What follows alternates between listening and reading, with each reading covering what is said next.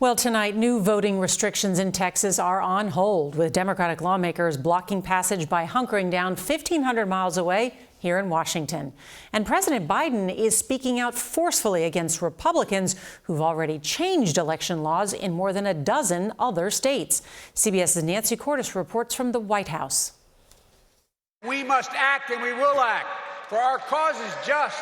Speaking with unusual fervor in Philadelphia, President Biden accused Republican leaders of embracing autocracy. They want to be able to tell you your vote doesn't count for any reason they make up.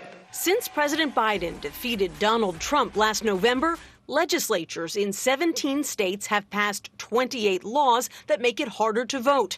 We'll be asking my Republican friends in Congress and states and cities and counties to stand up for God's sake and help prevent this concerted effort to undermine our elections and the sacred right to vote. Have you no shame? Even as he spoke, dozens of Texas House Democrats were fanning out across Capitol Hill, one day after they fled the state by private jet. We're hoping that Congress would understand the urgency. Without them, a special session of the Texas legislature ground to a halt today. The motion fails for lack of quorum. Holding up a vote on a GOP bill that would scale back vote by mail and give more rights to partisan poll watchers who could intimidate voters. The bill would also criminalize drive-through voting and other measures aimed at easing voting. It doesn't make voting more difficult. Texas Governor Greg Abbott threatened to arrest the fleeing Democrats when they return. And he said stalling won't work.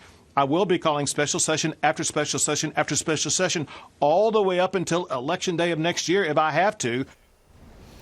And Nancy joins us now from the White House. You know, the president today called the fight against voting rights the test of our time. What about those Democrats who say he's not doing enough? That's right, Norah. And they say that because as emphatic as the president was today calling for sweeping voting rights legislation, these activists and progressives argue that Congress is simply not going to have the votes to pass that legislation unless the Senate changes its filibuster rules. And that is something that the president has been reluctant to embrace, at least so far.